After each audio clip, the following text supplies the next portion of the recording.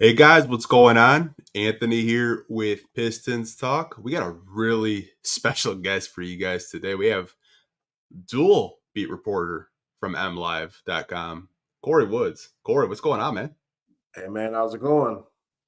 Good. I'm really excited to have you on this podcast. I think the last time I had you on this podcast, Lance texted me, "Hey man, I can't come on the podcast. My kid kept me up all night." Because just like you, he did have, you guys both have baby boys, so his kid kept him up all night, and he was so pissed, man. He's like, dude, I can't believe you had Kory on. Wanted to ask him all these questions. So I know Lance is really excited to have you on today. Well, I'm glad to be on. Like you said, I'm doing dual duty covering the Pistons and the Lions. So if I make a mistake and call somebody the wrong name, charge it to my heart. What do you think is a tougher job for you, though, covering the Pistons or covering the Lions? I would say covering the Pistons because the Lions, they're just so dominant as far as not just talking about this season, but as far as like the coverage.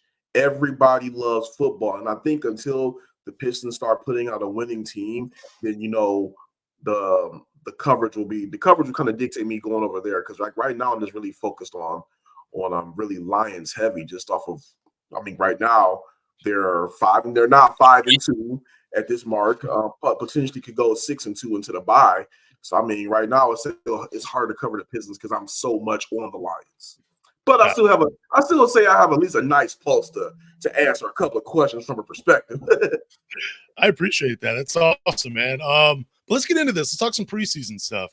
I'm just going to make a quick note. I did not watch the Dallas Mavericks game. I work as a high school broadcaster. If you've listened to this podcast, you know that I had a game to do on Friday while they were playing against the Dallas Mavericks. Glad I missed it because it looks like the Mavericks put up 40 points in the first quarter, and yeah, it did not look like the type of game I would have been entertained by. So I'm going to turn it over to you guys. Like, what are your reactions from preseason, and how does this team look going into the regular season?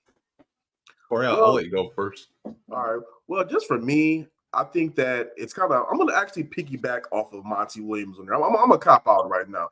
I think it's really hard to see what this team is going to really be until we know what that starting lineup is going to be when everybody's fully healthy, and you'll just be able to see their real full potential. Because Bogdanovich, Monte Morris, they didn't even play the preseason games. And it's not looking, and we just heard today that they're not going to be available for the season opener versus the Heat. And we don't even know if they're going to be making the trip to Charlotte or what their status is for the home opener. So I think we want to really know what the full potential of this team is going to be. But right now, just from my perspective of looking at them compared to last year, I think it looks like they're playing a lot harder. I think Monty Williams coming in has seen that, hey, he's taking over a team with one of the worst defenses last season. And he's really been, every time you hear him speak, he's been emphasizing defense. And I think just right now, what we've seen this year, just in my opinion, better effort on that side of the ball. Yes, they've been getting scored on. A couple of guys have been getting mixed up, but the effort is there. Yeah, 100% agree. I think the biggest storyline, if you have followed the preseason, like myself, like Lance, like you, I think it's Jaden Ivey not in the starting lineup. And I think a lot of Pistons fans, especially on Twitter, you're on Twitter, Kory, the overreactions with him not being in the starting lineup. And when you see him trying on defense, that's the most I've seen him actually give an effort on the defensive end. I think it was the OKC game where they won. Like, there were plays where he was forcing Josh Giddey to kind of like pick up his handle. He had him like basically like on one knee trying to dribble the ball. Like, I haven't seen that type of defensive effort. And I think that's the message that Monty's trying to get across with everybody on the team. Like you said, he's been preaching defense. And I think that's what they honestly need, because there were a lot of times last year where there was no help side. As soon as you like got by like a Killian Hayes or a Jalen Duren, we all know like this team has struggled defensively. So that's something I have appreciated, reading your articles, reading, all the beat writers do such a good job in the city covering this team. He's really emphasizing at defensive end, and it's something that I do really appreciate. But do you have anything to add, Lance, just with the preseason as a whole? I just wanted to ask you, Kory, real quick when it comes to, since we're talking about Jaden Ivey, we talked about this last week, and it was Monty Williams when Anthony was just saying how he emphasized defense. You're at practices and everything. Did it feel like that Monty was talking directly to Jaden Ivey when it came to the defense, or is that just something fans like me and Anthony kind of, I don't know, maybe we exaggerated a little bit? Because I thought he was actually kind of pointing directly at Jaden Ivey when it came to the defensive conversation. Well, I believe he's mentioned, and I could be wrong because, like I said, I've been there, but I believe he's mentioned him, like not trying to single him out, but just mention him as a guy that they're trying to get up defensively. But I think he was talking about the team as a whole. I mean, just as a defensively, their guards were just not great last year, and the record proved it. So I don't think that was just a singling out of Jaden Ivey. I think that was just a singling out of the entire mentality of the team as a whole, because he basically did. Well, you know what? To pull it back, I will say this. He did pretty much say that guys are not just going to be starting just because of where they were drafted or because they're going to be starting. It's going to be an effort to the defense. So if you want to pull from that and decipher that and maybe connect it to Jaden, maybe you could. But I think it was just mainly as a whole. But again, it's possible. So is Jaden Ivey the type of player that would take a quote like that from Monty personally and be like, okay, maybe he wasn't talking to Jaden Ivey personally, but maybe Jaden Ivey's like, you know what? I feel like I was attacked a little bit. So let me just show out and prove to coach that I can play on that side of the ball. Is Jaden Ivey that type of player? I don't think so. I think from the pulse I've gotten about Jaden Ivey, he's a team guy.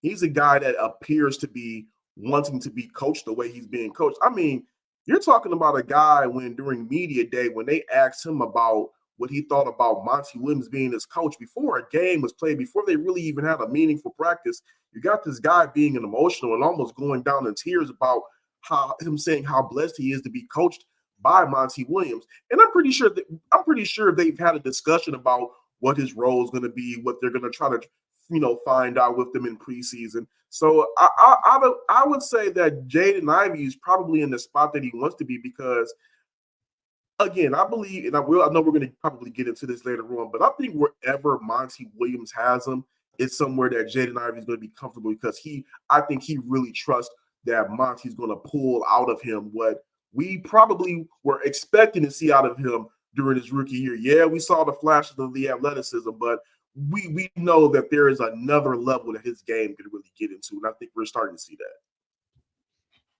Gotcha. So I do have some questions about preseason that I would love to ask you. My first question is, what do you think the Pistons are missing to be a team that competes for the playoffs this year? I think we saw some holes in this team during preseason and saw some weaknesses in them, but just from your opinion, what do you think this team could use, or what do you think they need to be a playoff team? Well, first off, I think that, and again, I believe the center position, honestly, is solidified. I mean, you don't need to make any moves from Jalen Duren. I think what we saw from him last year, the runs with the Olympic team, the videos that surfaced, and we didn't really even get to see him and Cade really mesh. I think that Jalen Duren is about to have a monster year. But to answer your question, I think what the Pistons are missing is a real stretch four. They need a guy that can keep the defense honest, and a guy that can hit that can score 15 feet away from the basket. They do not really have that. I mean, I know they're trying to experiment it with Isaiah Stewart, but I don't think that he has the consistency to be that type of shooter. And just on top of that, they really need more younger spacing. I mean, they got Alec Burks, they got Joe Harris, but they need younger guys that can go ahead and step in and hit that shot. So, I mean, that's why I know a lot of people are hoping they maybe sometimes make a trade or whatever. I mean, but it's understandable. They need a threat. They got Cade. Cade said he's been working on his shooting. We're going to see what that looks like.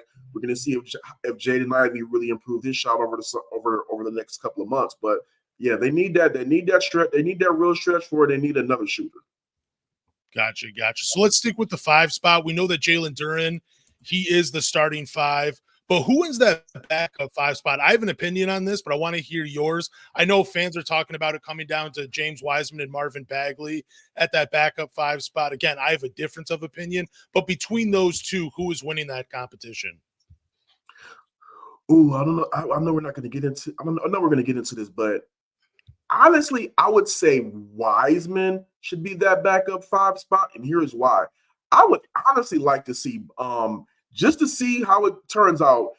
I would like to see Bagley really starting aside Jalen Duren. I think that provides them the size that they need in the front court, and of the bigs, I would trust Bagley shooting the ball more and being more of a playmaker, more of a scorer, because I think he has offensively, when he's healthy, Bagley is a problem. And he offensively has more in his bag at that 4 spot than Isaiah Stewart does. It just is what it is. And I know they're going to probably start Stewart because of the contract. But I believe, to answer your question, I believe Wiseman should get that backup 5 spot, and only because I believe that Bagley should be starting alongside Duren. Oh, wow. Okay. Interesting. So my take is I would rather see them start Bojan at the 4, and I would like to see Isaiah Stewart come off the bench and be that backup 5 spot. That's fair too. Fair too.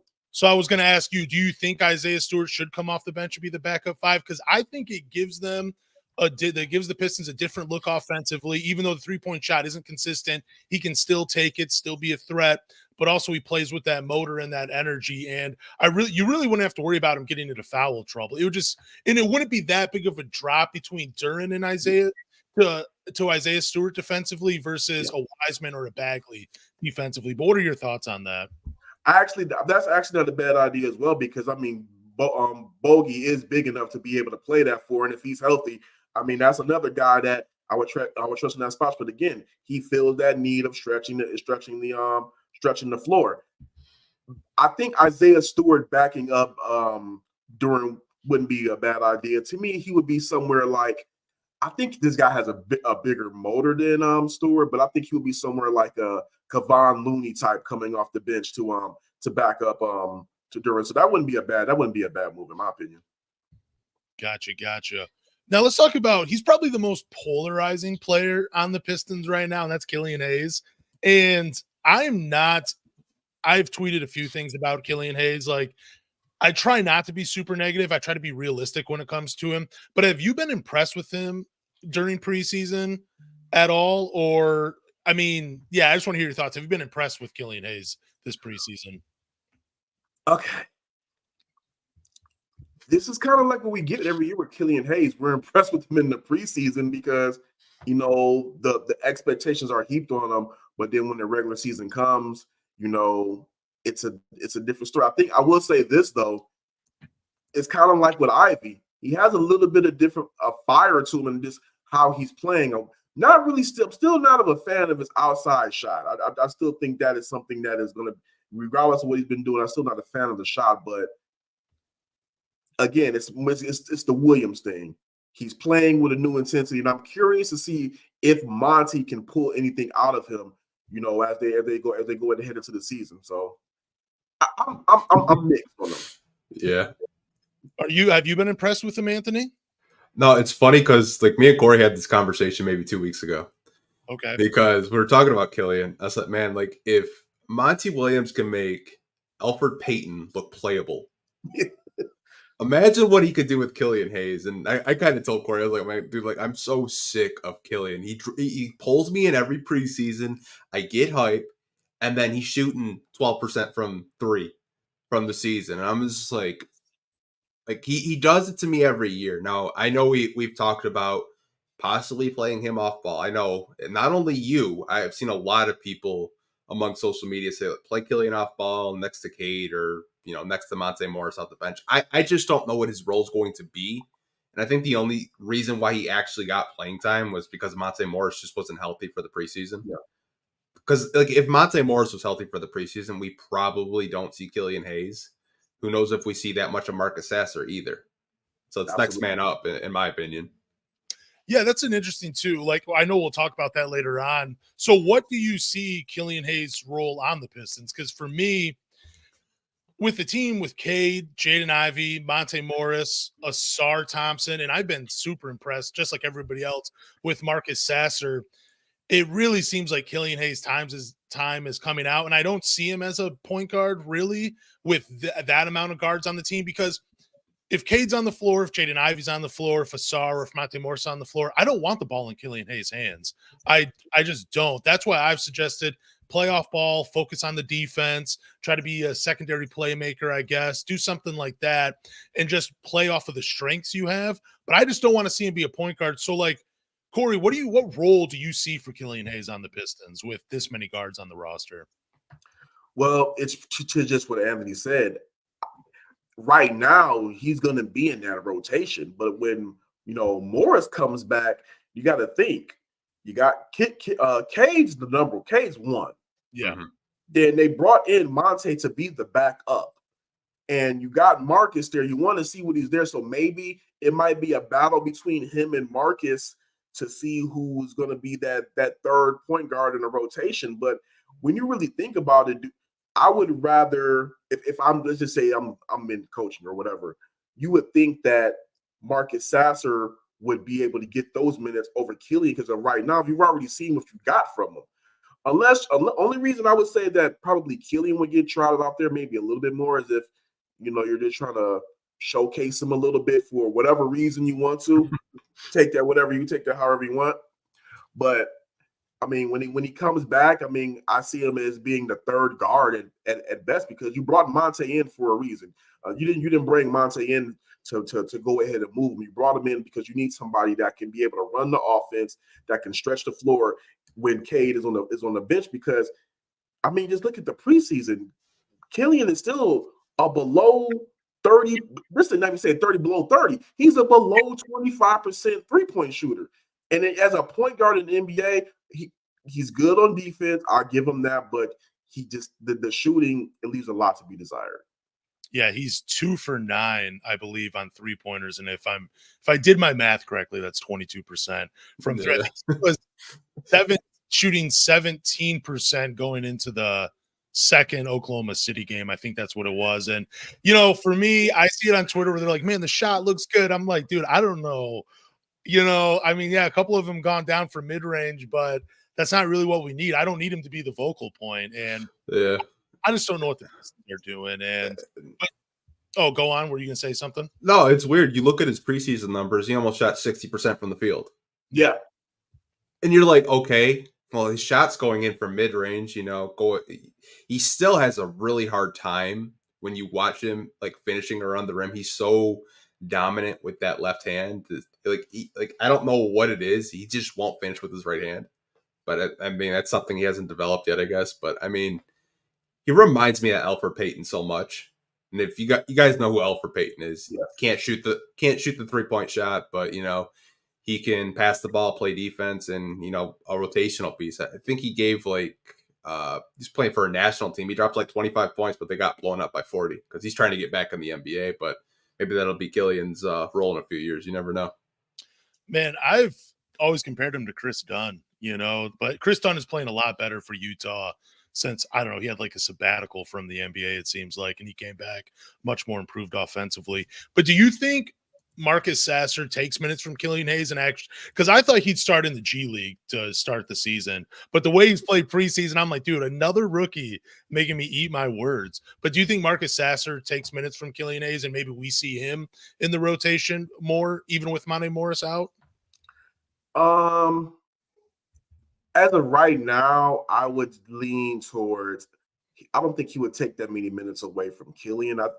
It's kind of, what, I really got to break down and do my my starting five and my roster going to the season. But I would say that when Marcus comes back, I mean, when Monte comes back, yeah, I can see Marcus getting that G League assignment, because you just still got to go ahead and give the respect to Killian for now.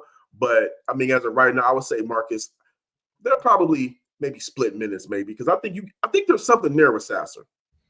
Yeah, he just plays with so much confidence and he's so dynamic. And I think the biggest thing that I take away from his game is he's just not afraid of the moment. And whether it's driving in the summer league as well. Yeah. I mean, yeah, he had 40 points in a summer league game. It was just incredible. And he wants that last shot. Like, there's no fear in his game. He's an incredible prospect. Now, one of my favorite players, he's out, Isaiah Livers. So when he comes back from injury, do you see a place for him in the rotation with like the emergence of, I say, Stanley Umude? He played pretty well in the preseason. We still have Joe Harris, who is still an elite 3-point shooter. Isaiah Livers, he can do a lot of things on the floor, and I think when he's healthy, he can benefit the team. But it almost seems like his time is up. So, what are your thoughts on Isaiah Livers in his role with the Pistons? I think Livers has a role when he comes back, because at the end of the day, Livers is still one of their better 3-and-D guys off the bench. So I still think he has a place. We'll see though, because I mean, like we just said, they brought in Joe Harris for a reason, because they still need that shooting and they need that veteran presence. But I mean, I think like it's also, again, to what Monty Williams said. I believe he has a pulse on the roster, but he doesn't really know what he's working with yet, because too many pieces he needs to get a look at of how they fit into his plan are not playing right now due to injury. So I believe we'll see Livers out there and getting his shot, and from there we'll see whether he is worth his salt within Monty's system or not. So I'll say on that part, it's kind of like null and void. I gotcha. What do you see a trade coming anytime soon? Like, whether it's before this regular season starts or a few weeks into it, like I know Troy Weaver keeps a tight lip, but I mean, is there any talks in the Pistons organization about a trade coming? I personally have not heard any leaks of a trade looming, but I will say this, when you look at the makeup of the roster, one would think that somebody's being moved. I don't know who it's going to be. I mean, we know it's not going to be Cade, Jaden, or what. We know it's not going to be Cade. I'll just leave it at that. But they have a lot of pieces that just do not really mesh together totally. Yeah. I think that with Steven Adams going down with an injury, with the season-ending injury, the surgery today with the PCL, the Pistons have a lot of bigs. I mean, if I were to assume something, I would assume they would pick up the phone and say, "Hey, how much do you got? What do you want for Wiseman, or what do you want for Bagley?" Just so they can go ahead and get somebody else in there. Yeah, go get Zaire Williams. Hey, you joking, man? That he shot the shit out the ball this preseason. Oh, you said Zaire. I thought you meant Zion Williamson. Zaire Williams from Stanford. I like him. I like Santi Aldama, though. That's my guy. If I were the Pistons, I'd try to rip him from Memphis. I think there's something to that guy's game. Let's talk about this trade discussion, though. So Detroit and Houston. This comes from Jake Fisher, and he said that there was a trade involving Alec Burks going to the Houston Rockets for, I guess, Victor Oladipo. Is there any truth to those rumors, or? I mean, what are you hearing about that type of, or if you're hearing anything? I haven't heard anything about it. Just being honest, today was my first day back at the Performance Center from covering the Lions, but just from the people I've talked to, I haven't heard anything about that. And honestly, just given Victor's injury history, I would be shocked if they made that trade. Yeah, I'm honestly torn when I heard the news, because I think the Pistons, they do try to win this year, and you need a veteran like Alec Burks. He's going to win some games for you. He's going to pull you out of something when it matters, because he's just a veteran. He has experience. He's been in the league for a long time. But where I'm torn at is, though, just the play for Marcus Sasser, where I'm like, man, this kid is pretty good, and I want to see him get minutes. And if the season is lost early in the first couple of weeks, I wouldn't mind bringing in a guy like Victor Oladipo, just because, again, it's a guy that's been around the league. He's not going to play because he's hurt. So there's free up minutes for the young guys. But again, I am torn when I heard this news, because I am a huge Alec Burks fan. And I don't know, man. It kind of bothers me just a little bit that, we might be trading Alec Burks for nothing. But at the same time, there's a silver lining between it where Marcus Sasser might get some more minutes. I just don't see it, just from the way that Monty Williams and Troy Weaver have talked about the addition of the veterans in the room to help mature this young roster. I don't see them moving Alec Burks for a guy that is not going to contribute anything. Even if Burks is not contributing the minute, let's say right now we're assuming Burks might start, but even if he's coming off the bench to Jaden Ivey, that's still a veteran in the room that you can bring. You can start or bring him off the bench, and you know he's a good bucket from long distance, and he's just that, like you said, that veteran voice in the room to point things out to these guys and coach them up. You can never with him, Joe Harris, and Monte Morris. I think that's enough veterans in the room, and I don't see them moving that for a guy that's. I mean, no disrespect to Victor Oladipo, but he's not really contributing what these guys should contribute to, though.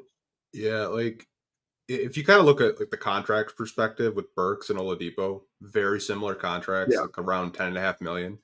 The only thing I would say is if this trade was like an actual thing, defensively you're getting better.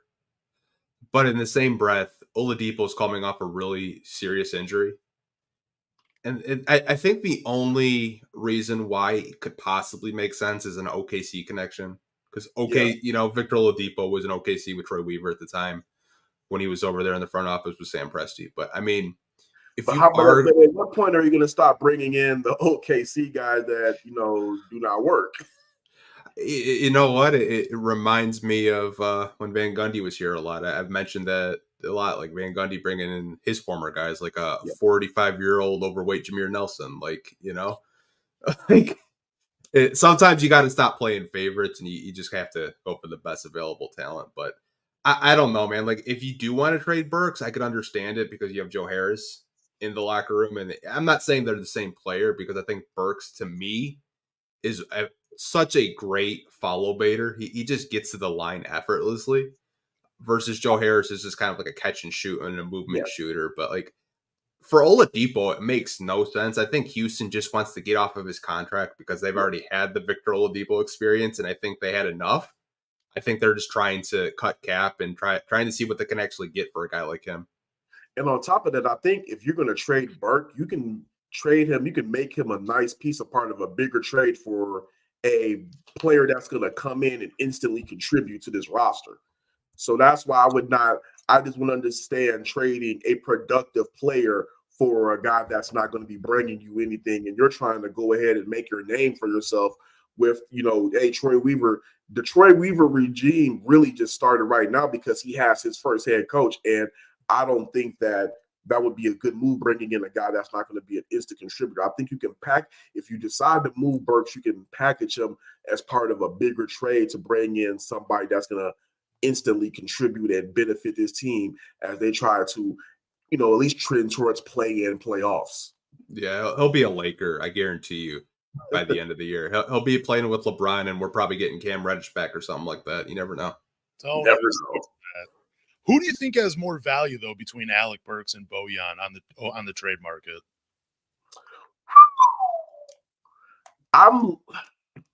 That's a tough one. I would say right now, Burks just off of the simple fact that Bogey ended last season with an injury, starting this season with an injury, so teams could probably get gun shy, and he's also a little bit up there in age. If it weren't for the injuries, I would say Bogey because he's a sniper. We already know that. But as of right now, I'll just say it's Burks because of health. You don't want to. Again, it's the same thing. I'm one of those guys that's always big on health.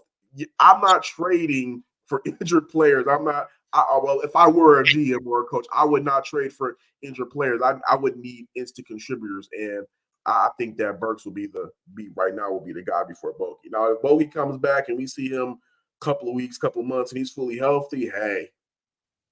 Yeah, I mean, call the Bucks, see what they want for Bobby Portis. Dude, I would love that. I really would. I mean, I love Bobby Portis. His game and his makeup says Detroit. Monty Williams has said that Bojan and Monty Morris will miss the season opener due to injuries. I'm going to be optimistic that these injuries aren't serious and that the Pistons are being cautious. It's a long season. Missing one or two games isn't that big of a deal, especially at the beginning of the season. I would rather these two guys get healthy and make the returns when they are near or 100%. But how serious, if you know, are these injuries, or are the Pistons just being cautious with these veterans? I think they're just being cautious. I mean, Bogey's 34 years old. I mean, right now with the way that Ausar is playing, you don't necessarily have to go ahead and just insert him in there right now. I think they'll be all right for the first couple of games of the season without that. With Morris, I'm not really sure about. So like I said, I have to do a little bit more homework on that one. But I haven't heard anything about it being serious. I mean, I just know that today when Monty Williams was asked, are they trending towards playing for the home opener? I mean, for the season opener, he said no. And again, their status is unknown. I think if they missed the first couple of games out of caution, that's fine. Now, if we're going into like 6, 7, and we don't see either one of them, it's like, okay, hey, what's going on here? Could they? Oh, go on. My bad, Anthony. Yeah, I had read that like for Morris's injury, it was back spasms. Yeah, and like if you've ever had back spasms, like they're so random, and they can last a long time too. Like I don't know. Like for me, like that's kind of worrisome. Bojan coming off an Achilles injury last year. Yeah. And then he had a calf injury go up from, practicing too hard in training camp.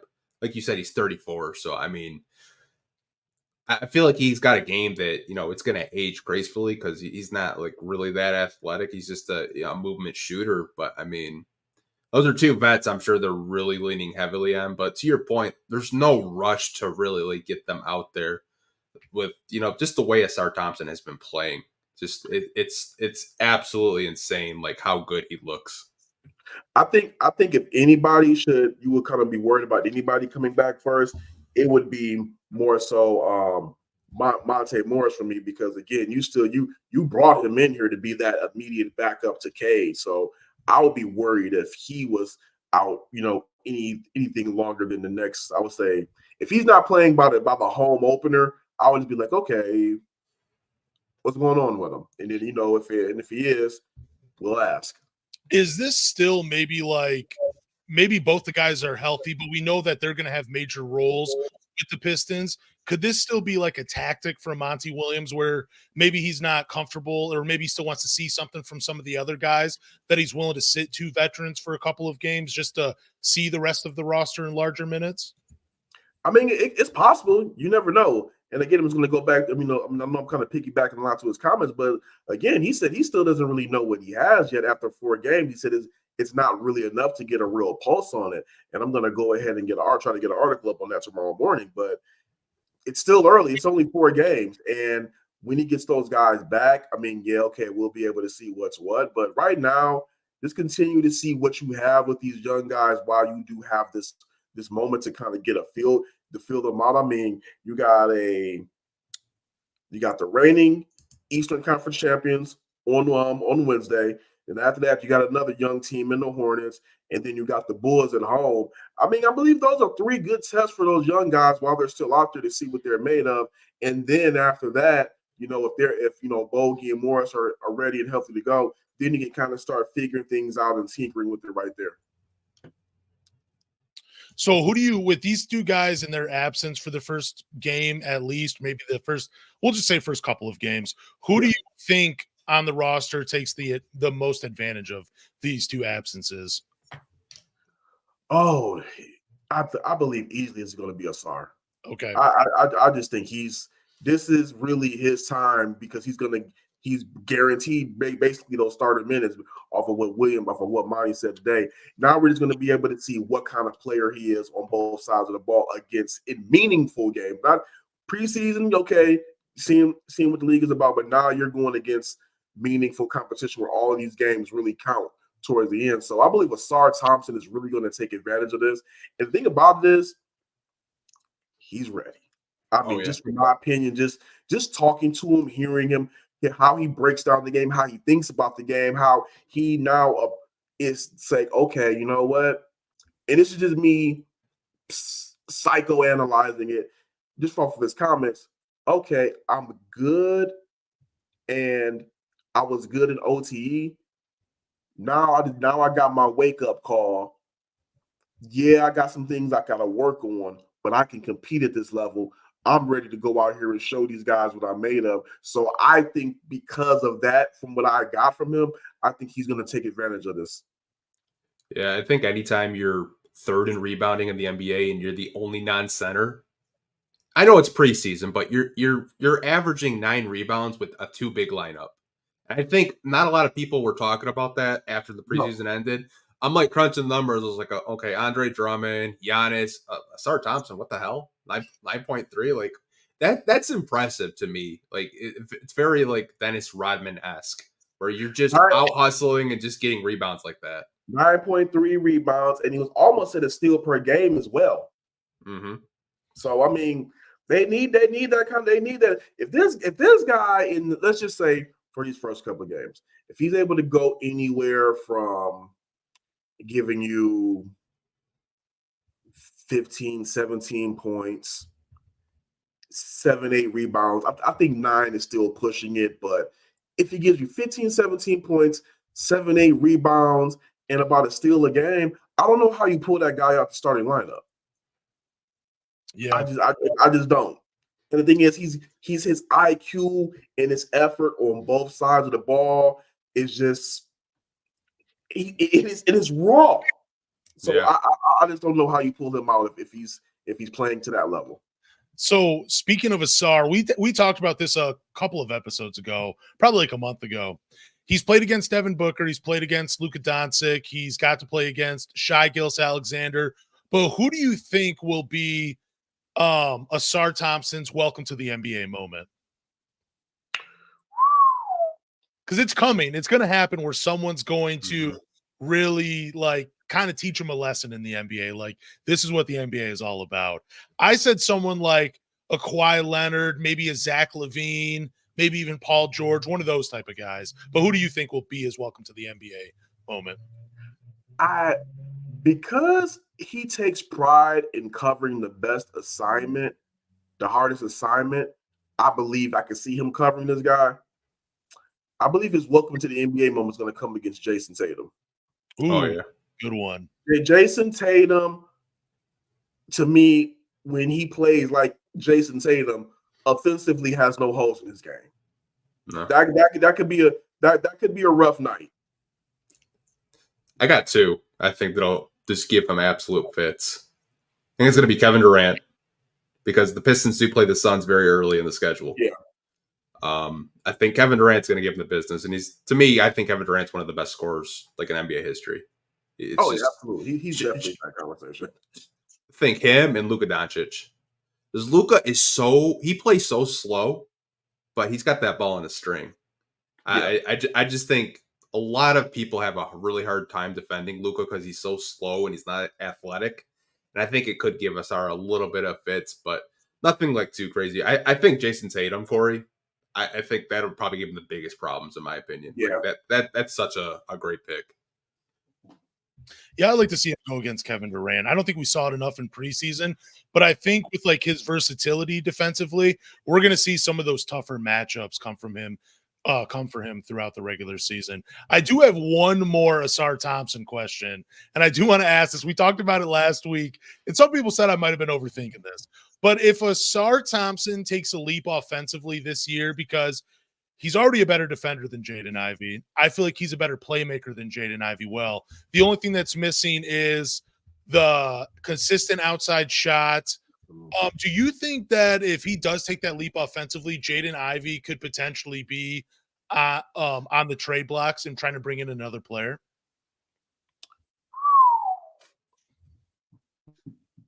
That's a good one. That's a good question. I would say this. Anything is possible with Troy Weaver. I'm sorry, I got to cop out. I mean, anything is possible with Troy Weaver. I think if Ausar Thompson takes that leap that you're talking about, it can make a lot of players, tradable to probably bring in a different piece that will help out the team. Yeah.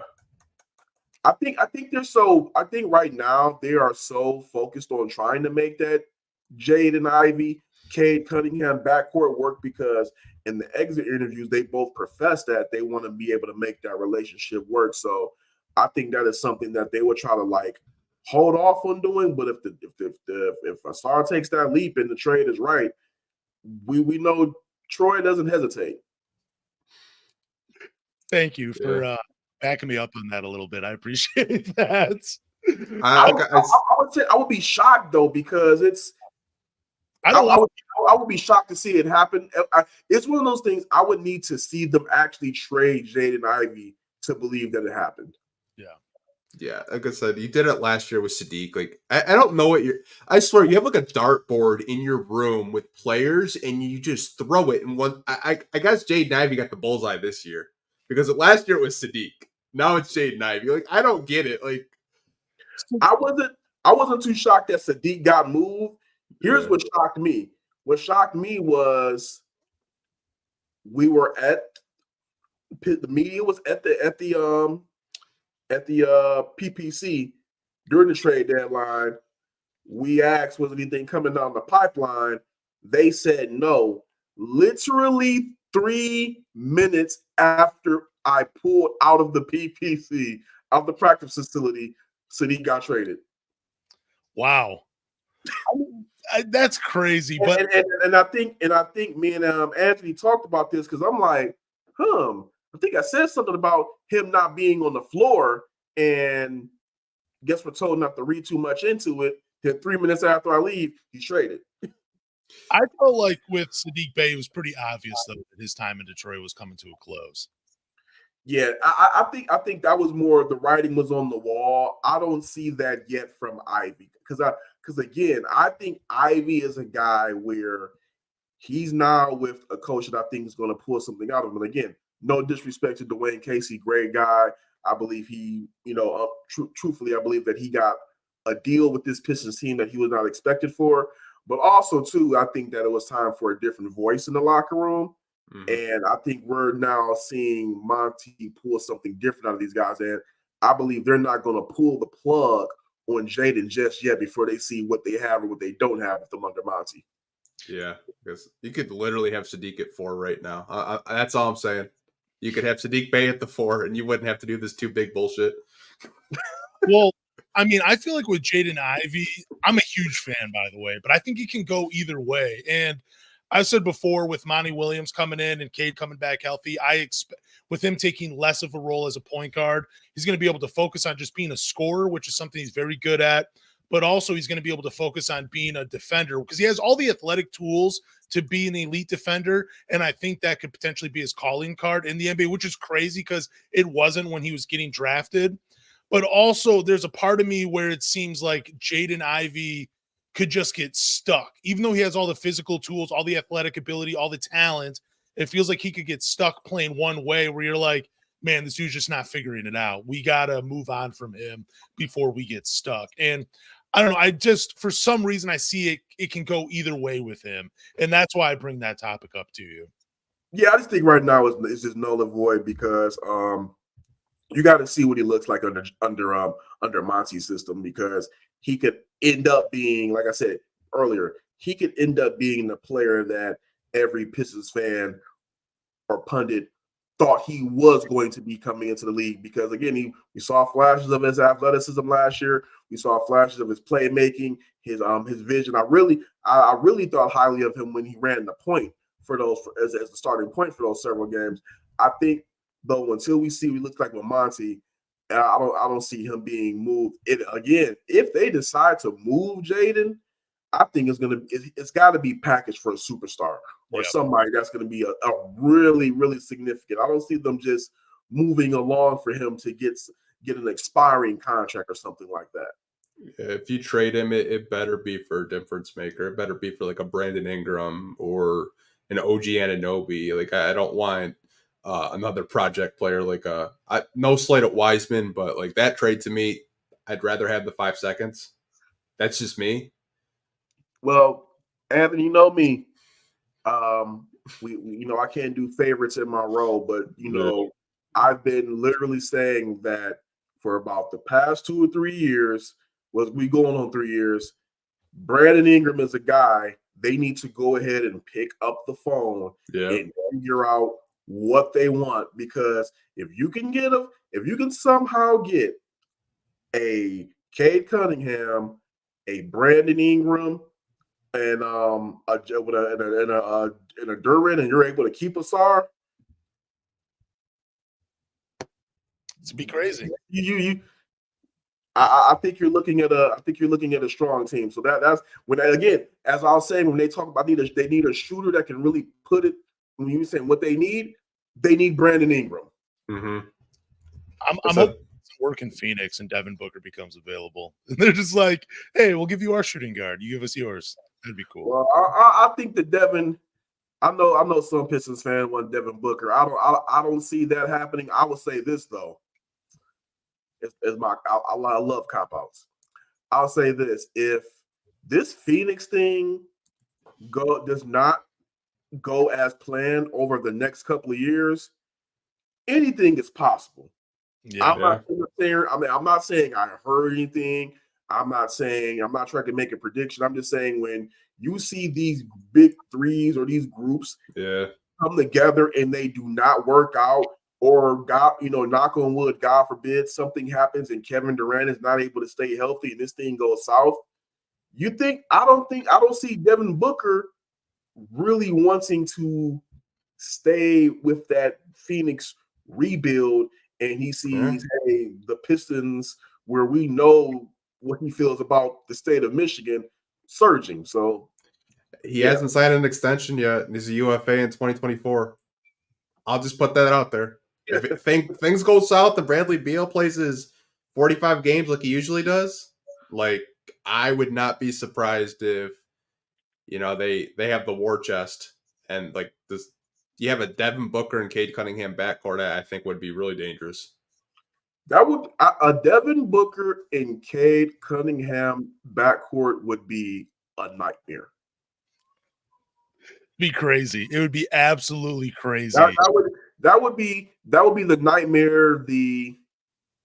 I don't want to be disrespectful and put this in the same category, but it would be a nightmare like when the NBA vetoed Chris Paul going to the Lakers because nobody wanted a Chris Paul and Kobe Bryant backcourt at that time.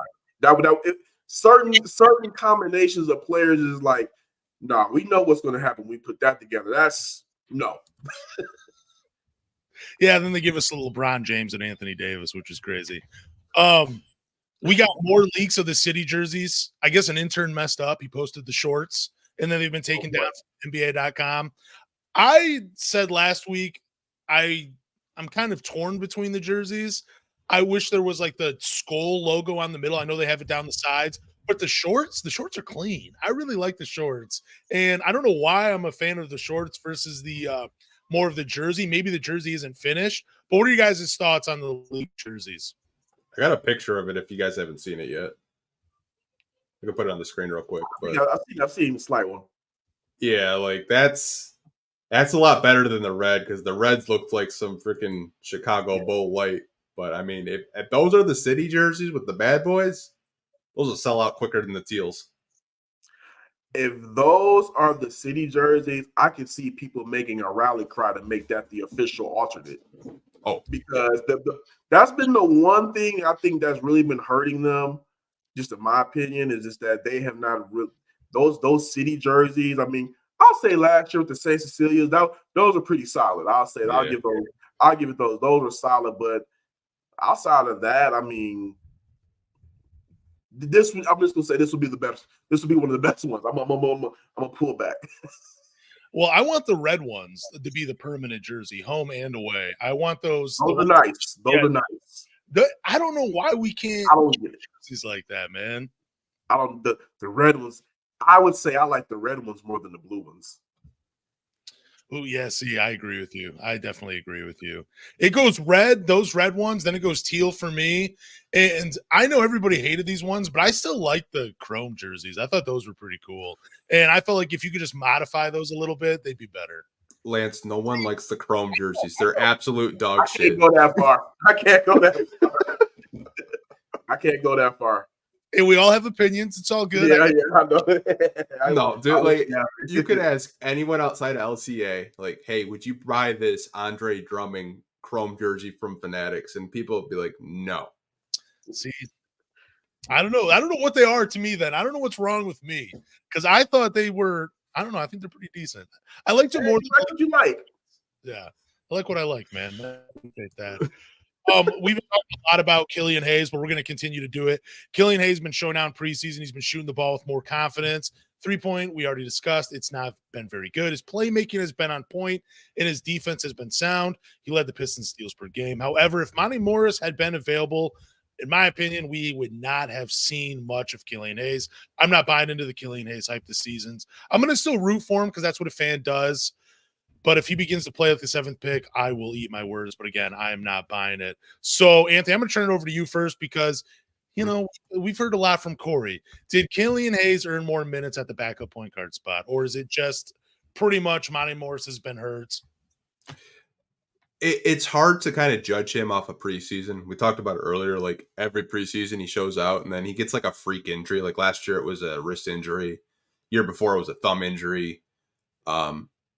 I still think it's Monte Morris's position to lose because you don't trade for a backup point guard like Monte Morris unless you think you need to upgrade that position. And that is something that Monty Williams talked about as soon as he got here. Like he mentioned Ricky Rubio when he was in Phoenix, when he was first in Phoenix, and he mentioned how having a veteran point guard is crucial during a rebuild. And I think that's why they went out and traded for a Monte Morris.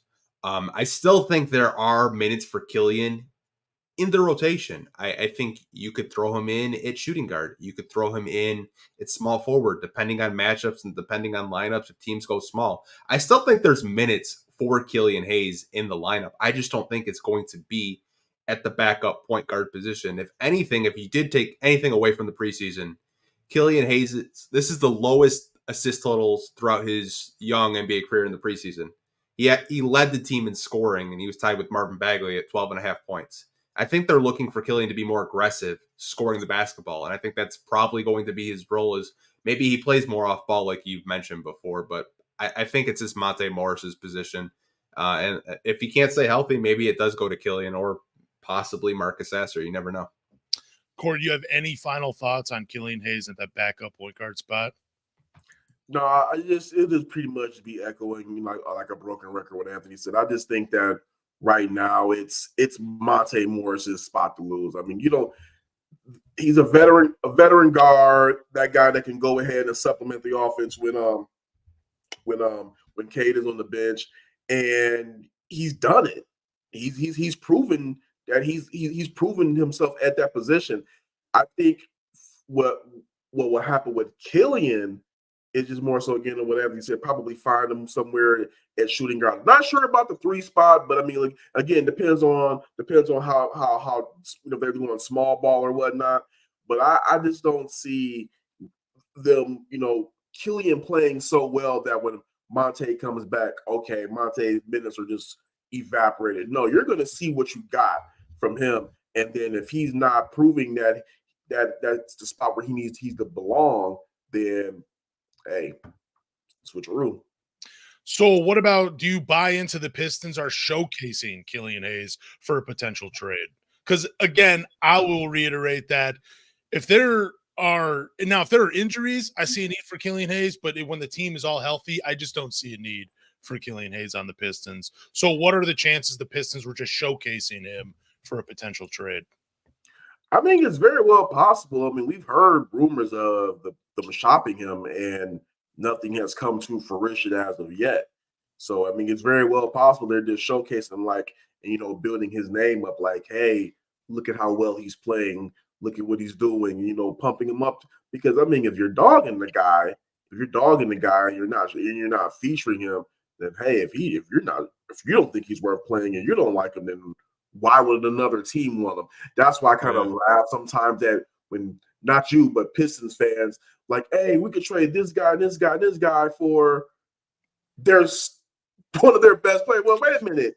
If he hasn't been playing well here, you don't think those other GMs and coaches notice it as well? And like, hey, we don't want that guy.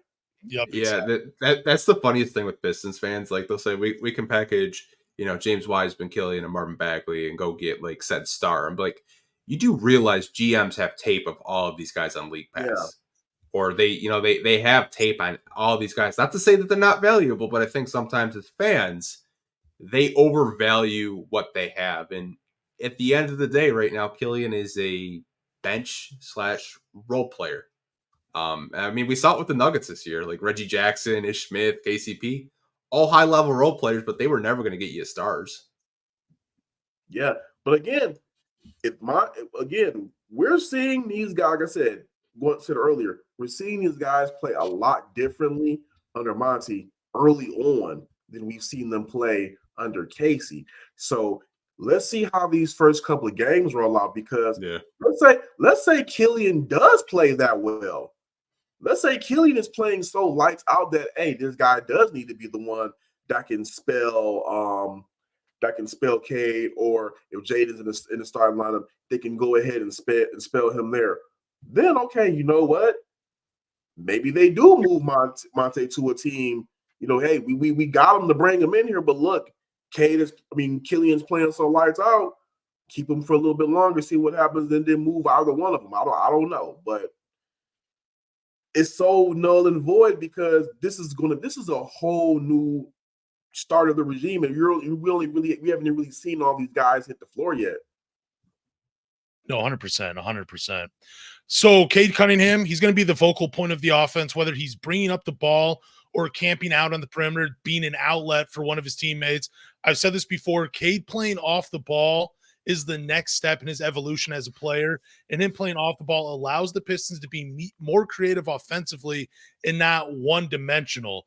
So, Kory, is it a bad move or a good move? And the reason I ask you this is because there are some Pistons fans that do actually have a problem with Cade playing off the ball. But is it a good move or a bad move to have Cade play off the ball? I'm going to catch a lot of you-know-what for this. I think that if Cade plays off the ball, Cade plays well off the ball and that shot is falling, Cade can still be one of the primary ball handlers, but you can really move him into that 2 spot, and then you can bring Jaden in and run the point, because, again, we've seen Jaden run the offense. Mm-hmm.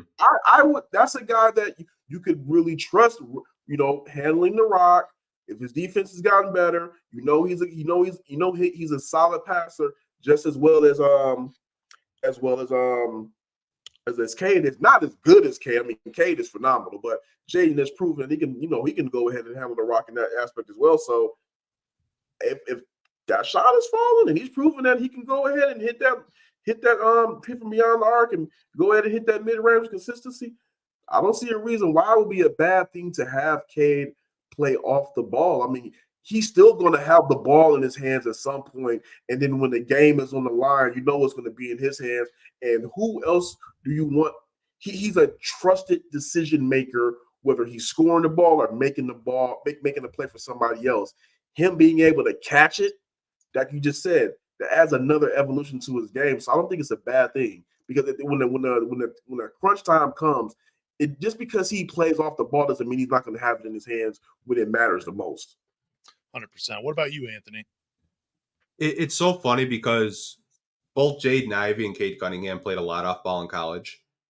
And we have Cade's cousin from time to time hop in, this stream. Cade worked a lot on his 3-point shot this summer. We've been told that, or we've seen it in the any kind of, summer video this year, whether it was like Rico Hines or Stanley Remy runs in Miami. I think both of them can coexist with being point guard or shooting guard, because they're more than capable. I don't hate the move. If you want to scramble it and you want to put Jaden Ivey at point guard and Cade at shooting guard, I have no problems with it, because Cade is 6'6" and he's a good defender. And I think that's how it would work. It like schematically, if you're trying to scheme. That's what I was thinking about. Yeah, like, because being a 6'6" shooting guard, I mean, like, most shooting guards are like between, like, I don't know, maybe 6'3", 6'5". I think it works if you want to do that. and you want to get Jaden Ivey more touches because in transition, he's an absolute blur and he's a very good passer, in my opinion. I just think this preseason, he rushed a lot of shots and a lot of plays that he wasn't making maybe last March or April, where he was playing like excellent high level ball. But I think he's more than capable of playing point guard if you want to do that. I think these guys can coexist and they can either play point guard or shooting guard. So I absolutely would love to see Cade play off ball, in my opinion. I think you can even get more creative than that, too. You could probably potentially move Cade over to the 3, have either a backcourt of Jaden Ivey, Marcus Sasser, Jaden Ivey, Monte Morris, and even move Ausar to the 4, or even have like an Isaiah Livers or a Bojan at the 4 with Duren at the 5. Like, it just creates so many different offensive looks with Cade being able to play off the ball. I'm excited for it, and I just am so surprised that there are Pistons fans that want to dismiss the idea of him playing off the ball.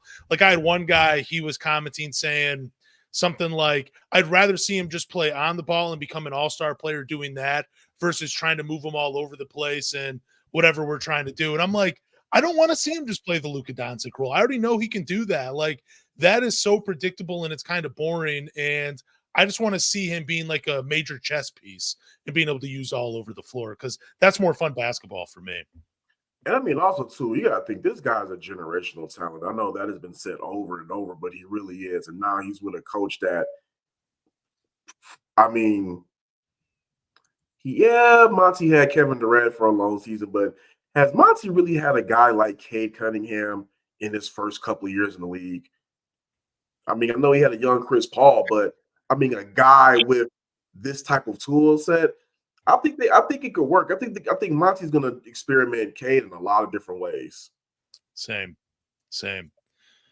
We have another list of player rankings. This list is of top 100 players. It comes from The Ringer.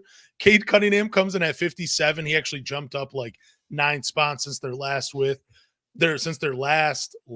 And then Bojan's coming in at 78. The Ringer list will change as the season progresses. I'm not going to argue Cade's ranking. They acknowledge that all of the skills that made him the number 1 overall pick have translated to the NBA. My only knock on the list, and it comes with Bojan, and I feel like the only reason he dropped is because he plays for the Detroit Pistons. Like, that's the only reason I feel like they put it in that article. But what are your thoughts on top 100 players list and where Cade and Bojan are ranked? It's a 2-part question for you, Kory. I think Cade is rated appropriately just off of we've seen his rookie season and we know he's good. We didn't really get to see that sophomore season just yet. It kind of got cut from under the legs, no pun intended, after 12 games. So I think right now where they have him rated appropriately just based off of potential. And I mean, I believe that could rise. With Bogey, though, I just struggle to find 77 players in the NBA better than him. Okay. I mean, yeah, 78 is low. Yeah. 78 is extremely low. If you're ranking him that low, I have not seen their list, but if you're ranking him that low based on age and injury, okay, you got me dead to rights. If you're ranking him that low based on skill and productivity, I don't see how. It's way too low. Well, like, here's the first sentence from their ranking when it comes to Bojan. It's, sometimes you find yourself in Detroit. Bogdanovich seems like he should be an important role player on a playoff team, but instead he finds himself a Piston. And I feel like that's the knock for him, is that, like, his skill set is being not utilized properly because he's not on a contending team. And I don't feel like that is the reason you should knock a player just because of the way they play. Yeah. His skill set is still, in my opinion, top 50, probably top 55 player in the NBA. But I agree with you. 78 just seems really low. And he did drop a few spots since whenever they did this last ranking. But Anthony, what are your thoughts on where Cade and Bojan are at? I think Cade is rated fairly. If you look at last season, he only played 12 games. I mean, maybe if he did have a full season last year, maybe he's like sneaks in like top 40, possibly like high 40s, like maybe 48, 49. With Bojan, I could understand it from this standpoint. If you're just looking at the defensive end of the floor, then Bojan at 70 makes sense. But if you're looking at offensively, You look at his numbers last season, he flirted with 50, 40, 90. There was a point of the season when he was shooting 50% from the field, 40 from 3 and 90 from the free throw line. Being a number one option on a 17-win team, I think some people kind of ignore, but he was 33 years old doing that and carrying the Pistons. I would probably have Bojan maybe mid-60s just because of the offensive talent. I know the defense isn't there. I'm not saying he's a trash defender, but he's average at best. But I think that's probably the reason why they had him that low, is just because of the defensive end of the floor. If I had to kind of like guess at it. I would say, and I mean, you know what, Anthony? I would say that his offense makes up for his defense. Because, I mean, let's just be real. And I'm not to knock the entire NBA, but all these guys are not playing really defending that really hard. I mean, No. we just see what the game is right now. All these guys are defending hard like that. So that's why I just say, like, that's a really low ranking, because when this guy is healthy, this guy has shown that he can put it in the bucket. And where he plays, he got traded there. What do you? I mean, you can't fault him. Well, because he's a Piston, then we got to rank him a 78. What did the tape say? Does the tape say that, hey, this guy is an offensive threat when he has it going? Yes. That's what should matter. Yeah, and Bojan's really like he's not going to stop anybody one-on-one, but when he was in Utah and the defense was better, he was actually a much better defender as a team defender. Like, he still made things a little difficult. He knew how to funnel people into Rudy Gobert. He's a high IQ player. It's just the defense overall in the Pistons isn't very good, and I just think the whole bad on defense is just so overblown. Yeah, he's not going to lock anybody down. But what do you feel about like these? How do you feel overall about top 100 players list? Like, we were talking about it last week, and I forget what list we were looking at, but it was like Nikola Jokic was not number one, and I felt like it was just because of the answers he gives about being a champion, like caring more about horse racing or whatever it is. I feel like these lists are just. Sometimes it's less about how the player performs on the floor, but how more of like marketable they are. And I know he's number one for the ringer, but like, what are your thoughts on all of that? Sorry. No, you're good. Probably because I'm in the media, I really shouldn't say this, but I'm just going to go ahead and say it anyway. I think a lot of times with these lists, they're just, in my opinion, when I read them, a lot of times people have agendas. They have vendettas. They have things that they want to get off when they make these lists. And it's not always about what they see on the tape, but because how they feel about a guy. Because regardless of, because just to what you just said, there is no way in HE, you know what, that Nikola Jokic should not be number one on any top 100 list. He has to be one. And if you put him as low as 2 or 3, it's got to be a really compelling argument. And if you give me one, fine. But everything that you've seen from him dictate that he's the best player in the game. The reason that, and let's just call it what it is, the reason that people don't want to put Nikola Jokic as the best player in the game is because this guy is better than everybody out there on the court right now and does not give a crap about basketball. And people do not like it. So true. It's so true. That's what I said last week, because Kyrie saw these rankings and he was ranked 30th.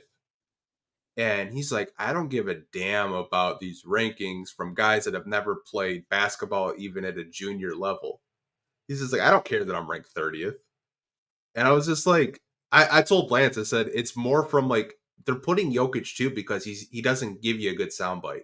Yeah. He's not as accessible as like an Anthony Edwards, for example. Like Anthony Edwards, I'm sure beat writers in Minnesota make so much money because he just says some crazy off the wall stuff that you're just laughing on social media. Like, what did he say? Like, it's just like stuff like that where like Jokic is just like, yeah, nothing's changed since I've been a champion. Like, I'm just chilling. I'm betting on horses right now. Like, he doesn't care. Yeah.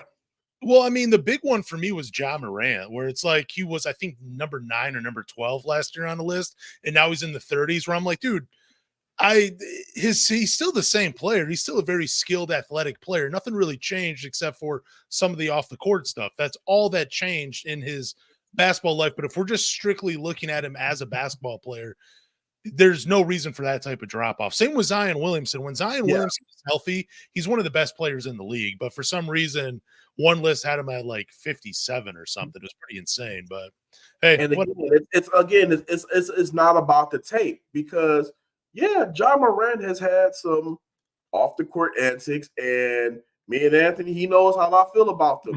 But John Morant at 30, come on. Look, nothing about his game changed because you take away those off the court incidents, you're probably putting John Morant in your top 5 right now. Because there was at one point discussion about this guy being the next face of the league. Yeah. Among some people. So only thing that changed was his antics, not his game. So you're punishing him for his antics. And again, that's why I said some of these lists, I believe it's more agenda-based more than tape-based. Yeah, to be fair to the Ringer, they did have him 18 last year. Now they have him at 19, but there was a different list that we talked about last year. Yeah, it was ESPN's top 100 list, I believe, last week. Okay, if the Ringer did that, that's okay. That's I would say that's within bounds. But come on, that other list, that far of a drop off. What are we doing here? So Stanley Umude, soon to be fan favorite, is still without a guaranteed contract. Many fans expect him to sign the final 2-way contract. I believe he's on a non-guaranteed training camp deal or an Exhibit 10 or something with the Pistons. It would be a shame if the Pistons didn't reward him with a contract. He played his heart out during preseason, and there's a chance if he's on the roster that hustle and that three-point shooting will translate to regular season minutes. But do you guys think Stanley Umude did enough during a 2-way spot with the Detroit Pistons? I think so. That's just the guy. There are some guys, and I'm gonna kind of like correlate this to with the Lions when they had James Houston, who was a late draft pick, and Dan Campbell said this, and I believe the same thing about Umude. There are some guys you just have to keep in the building, just to keep them around and see what they can have and see what you can get from them later on in a bigger role. And that's what I think about him. I believe he definitely did enough to earn a 2-way contract. What about you, Anthony? I know you've been a fan of his for a while. Well, getting to cover Motor City Cruise games for work, I kind of saw it coming because he didn't even start for the Cruise. He came off the bench as just kind of like a energy guy. I think he deserves a third 2-way spot, and I found it really interesting because I was looking at the NBA transaction list before we came on the podcast, and he was on an Exhibit 10, but all the Exhibit 10 guys that they just signed over the weekend, they all got cut yesterday. And he was not one of them. No. I mentioned to Lance, if Livers can't stay healthy, I think it's Stanley Umude's spot to take. And I know it's a hot take right now in October, but the guy just made big time clutch plays like the game against Phoenix, making a great pass to Ausar in the corner to tie the game in overtime. Just seems like he can shoot a 3 with the hand in his face and he's not bothered by it. I think defensively, he's passable. He's not a lockdown defender by any means, but he's a good enough defender to where he's a rotational piece. And I did find it really interesting that Monty had him out the last game of the preseason in the first quarter. Like he went to Stanley Umude on the bench first before anybody else. So I was just like, maybe Monty sees something in him where it's like, maybe I should give this, kid more reps. Maybe there's something there for him where, he can contribute on this basketball team. But if it was up to me, I would give him a third 2-way spot because the other 2-way guys that we have, nothing against Jared Rhoden or Malcolm Castellan. I just think Stanley Umude, to me, he seems like a 2-way player. And just like recent years, the Pistons 2-way players haven't really seemed like 2-way players. That's just my hot take. It just seems like they're favors. Like Buddy Boeheim last year. It's just like, it's not a shot at Buddy Boeheim. Good dude, great player. It's just like, if you weren't a Boeheim, I don't know, you probably wouldn't get a 2-way. Yeah, I told you last week, I think Stanley Umude, he reminds me of Wes Matthews just a little bit. I think he also went undrafted. But there's just something about his game where maybe he doesn't become a full-time starter in the NBA, but this is a guy that I think he eventually can help out a team in some capacity. Maybe not win a championship, but become a winning team. There's just something about Stanley Umude where I think it would be a huge regret on the Pistons to let him go. Yeah, I'm with y'all. So Darius Bazley has been waived by the Brooklyn Nets. He does have ties to Troy Weaver, another one of those Oklahoma City guys. I doubt he becomes a Detroit Piston. I have done a complete 180 since about 3 days ago when I tweeted out that the Pistons should take a look. His best season came in 2020, 2021, where he started 55 games for the Thunder. He averaged 14, 7, and 2, shooting 40% from the field, 29% from the three-point line, and 70% from the free throw line. His last 43 games, most of his minutes have come at the 5 spot, and he's only like 6'8", 205 pounds, which is crazy. I just don't see him being a Piston. There's not a lot to love about his game. He was one of the, I think, a top 25 recruit. He's a 5-star recruit on all of the big recruiting services. If you know his story, he decided not to go to college. He initially signed to play in the G League, but then he decided to pull his name out of the G League and signed an internship with New Balance, and he got like $1 million doing that. A lot of talent, but again, no elite skill. So I would have to pass on him if I'm the Detroit Pistons. But what are your guys' thoughts on Darius Bazley? Go ahead. It's funny because I was scrubbing his Instagram, and in July he had posted a picture of himself in a Barry Sanders jersey, and I'm like, okay, that was in July, and I know some people thought it was recent, but Lance, I'm gonna have to actually disagree with you. Okay. If you watch Darius Bazley, and the Pistons want to just think it's 1990 and do this 2 big lineup, Darius Bazley started his career at, I want to say, power forward with OKC, where he had a good rookie season, and the second season, he just kind of doubled his averages across the board, but kind of struggled his third season.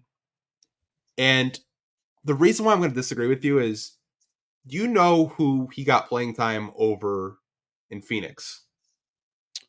I want to say probably. Actually, I don't know. I'm not even going to guess. DeAndre Ayton. So he played with the Suns for 7 games, and Monty Williams was playing him at starting center over DeAndre Ayton. And we all know, like, those two obviously don't like each other. They don't see eye to eye. But if you watched him in the short time in Phoenix, there's something there. He's great at grabbing rebounds. He's kind of an underrated passer. And I think the 3-point shot, even though it's not knocked down in OKC, he shot 40% and 25% with Phoenix.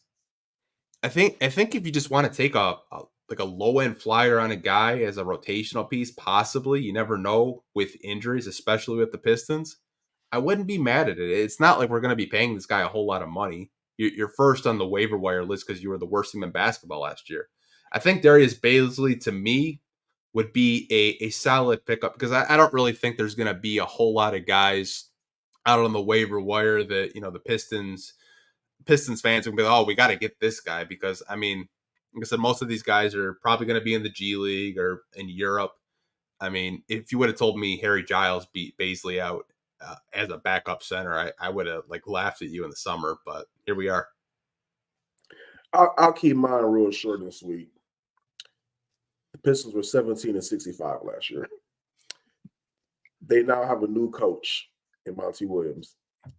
If Bazley is a guy that he wants to bring in and believes that can be a contributor in some shape or fashion, and the guy that already knows his system, knows what he likes, knows what the expectation from Monty is going to be, I would say it's low risk, high reward if it works out.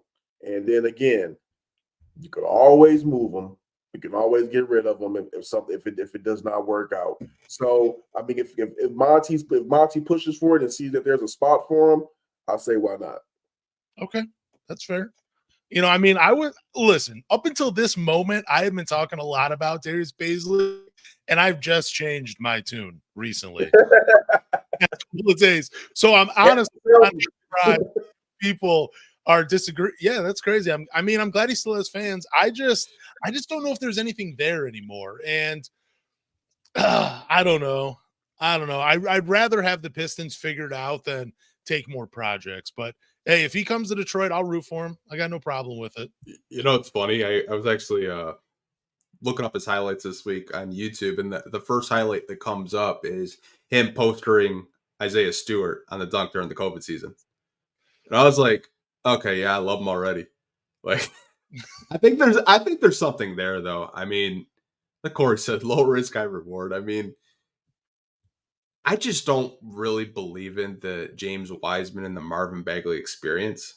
Like I've said it in our group chat, like we need a defensive center.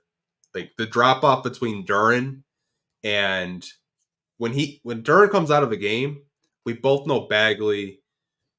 Nothing against Wiseman. He has potential. He has the tools, but I've told you, Lance, I said he's 7'1", but he rebounds like he's my height. Like he just cannot rebound the basketball. I don't get it. It's just maybe it's just he's been taller than everyone throughout his career, and he hasn't really had to like really grab rebounds. But I mean, there's just such a drop off I've noticed in the preseason where like Duren's in there, defense looks great. He comes out, gets foul trouble. The defense just looks terrible from the backup center spot.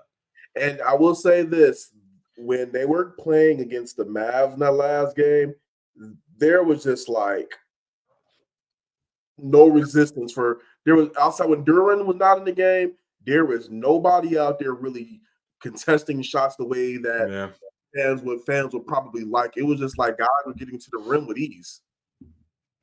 Yeah, it's just that's Bagley. That's this kind of like Bagley's MO. Like we know he's not a lockdown defender, but there are plays where like he just watches guys go by him to the rim. Like he's just like, oh, I thought you got him.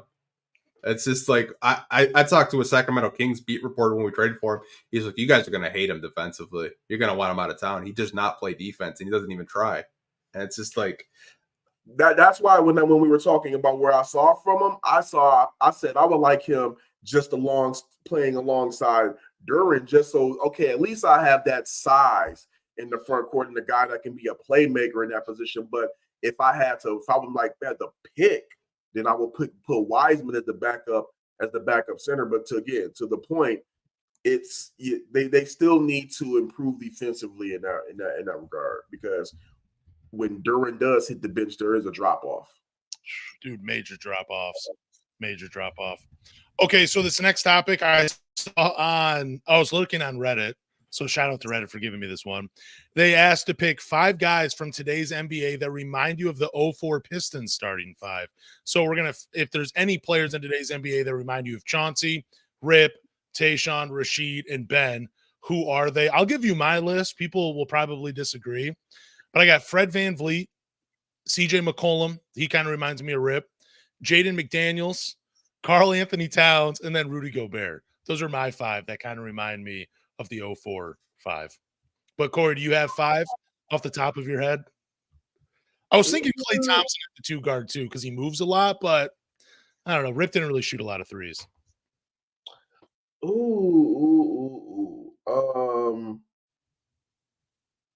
Damn, that's hard. Sorry. Oh, you're good. I would say I don't know if I can go whole 5 yet, because I would have to really sit down and think about this one. But off rip, if we're going off of center, I would say, and again, I might get ripped for this. I don't care. I would say the Ben Wallace guy. I would say Kevon Looney. Ooh, okay. Because I mean, they're both shooting and scoring. They both leave a lot to be desired. But Looney plays with heart when he's out there, and especially when he has to. He's a glass cleaner. He's a great defender when he has to be. I just feel it's kind of blasphemous to kind of put him in the same anybody in the same senses as Ben Wallace, but it's just like if I had to go with the guy, it would be him because of size and what I've seen him come up big defensively in playoff games. So in that regard, I would say Kevon Looney would be maybe the Ben Wallace guy. Still, again, I think it's blasphemous to put anybody next to Ben. For the point guard, I think this guy. I mean, I don't know, because this guy. I think this guy's better than Chauncey as far as like career wise. I would say CP. Okay. Just because they're both consummate floor generals, they don't need to score a lot to impact the game, but when they have to, they can get you the bucket that's needed. And I'm of course we're going from like maybe I guess their best eras. The other three, I don't know. That's a little bit hard. Maybe I will kind of piggyback off the Clay one, only because I don't see a lot of guys really valuing the mid range the way that Rip does. Yeah. So I think that's kind of I think honestly, if some of these guys did value the mid range the way that Rip does, that might change their whole careers. So there's that. Oh, I was the other two, yeah. A Rashid guy and a Tayshaun guy. I don't know. Only from the simple fact that I don't see two players at the 3 and the 4 spot in this league being as selfless as those two were offensively and as focused as those two were defensively. Yeah. I don't see it. I would say that the only player that I think is similar to Rip Hamilton would be DeMar DeRozan. Ooh, that's a great one. Just in terms of just to me, DeMar DeRozan has kind of perfected the mid range. Yeah, absolutely. And it's not really valued in today's NBA, but like to me, that's the only one. Like I can't really think of a player that reminds me of Chauncey.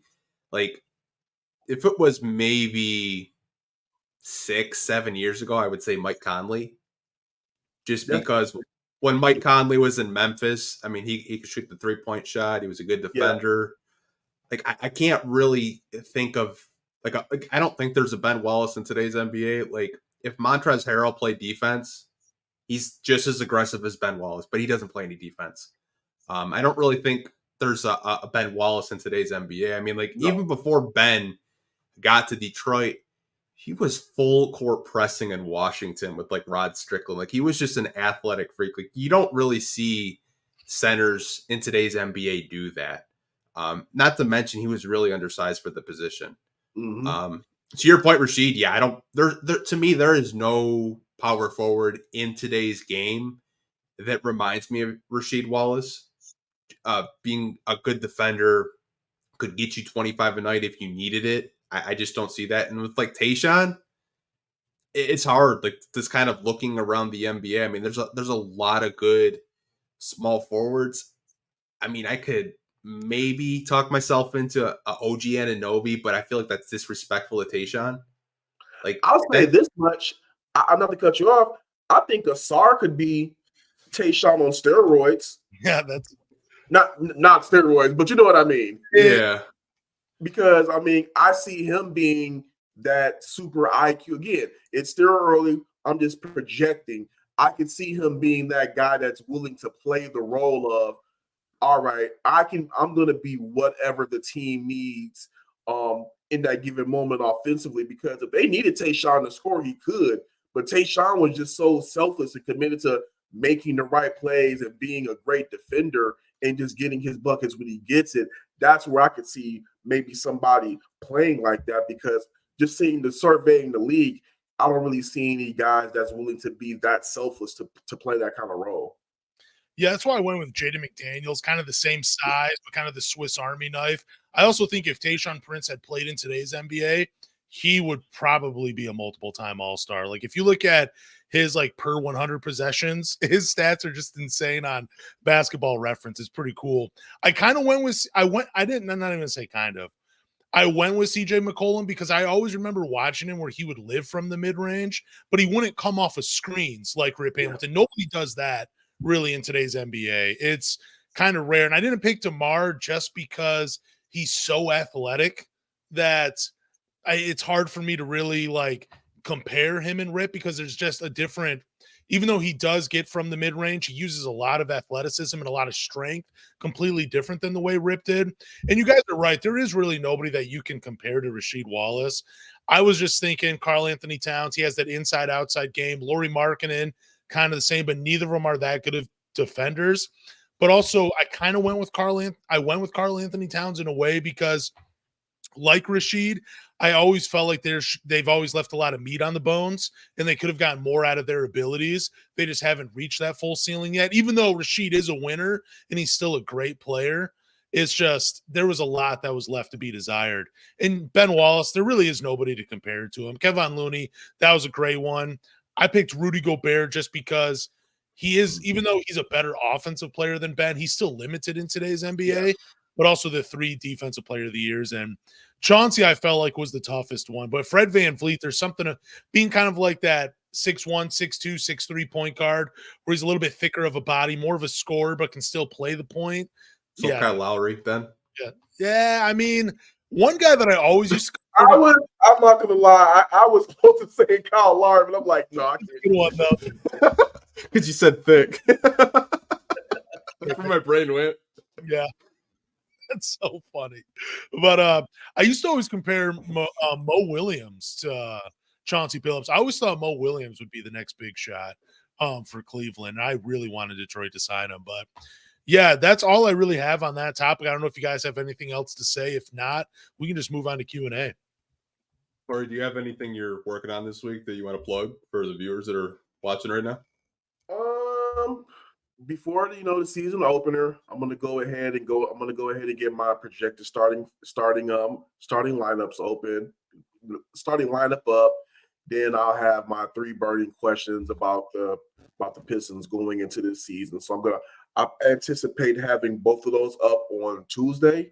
Tomorrow, like I said, it used to be Victory Monday for the past couple of weeks for the Lions. Now it's Loss Monday. So I'm gonna have my hands full Monday with Lions, but Tuesday you can expect to see a couple of Pistons articles for me. And I'm gonna be there at the home opener on Saturday. Follow me on Twitter, Korey. Oh, I keep saying that wrong. I mean, it's a long day. How am I saying my own name wrong? Korey Woods on Twitter. We have your Twitter for people that are watching. Yeah. They can just go in the description and it'll take them directly to your Twiir. I probably should have told you that. Like, if you guys want to go follow Kory on Twitter for great Lions coverage, viral Lions coverage, by the way. Every time I look, he's got a viral post. I think this week was Amon-Ra St. Brown and a hat, which I was kind of laughing at when I watched that video. And great Pistons coverage, too, this year. Yeah, thanks a lot. I did that twice this week.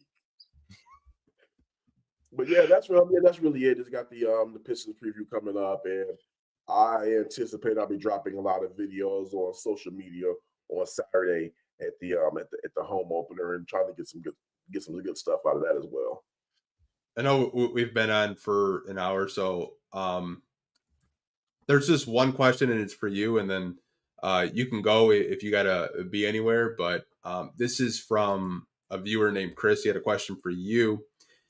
He said, for Kory, Reggie, KCP, Drummond, Marcus Tobias, if we had the right coach, would that team would have been a threat?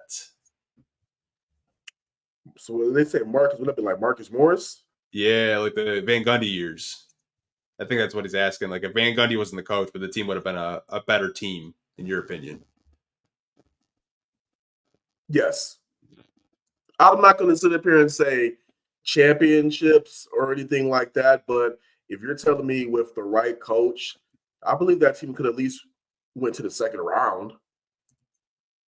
I mean, yeah, I believe it. I definitely believe so, because Tobias Harris, I think they gave up on Tobias Harris too quickly. Yeah, if you ask me. Reggie, I'm on the fence about. With Andre Drummond, I think with a different coach, you might have been able to get a little bit more of him out offensively, and maybe just a little bit more effort on defense. And I know that's kind of somewhat blasphemous to say with how many rebounds this guy got, which was, I think, really, really underappreciated for some time. I just think if they had the right combination, the right coach, yeah, that team could have done something. Yeah, I agree. I think, to your point, Tobias, I didn't really think was a problem. Obviously, the team in 2016 they get swept by the Cavs. But the next year they don't make the playoffs. But I didn't really think you had to trade Tobias, Avery, and a Boban for a Blake to like try to get back into the playoffs. I still thought that team had a lot of potential. I just thought that year they weren't really healthy. And hey, who knows? Tobias is on the last year of his deal. Maybe you run it back with him when he's a free agent. You never know. You need a power forward that can shoot. Yeah. You never know. I just said, that them blowing that up to get Blake, I thought it was a panic move.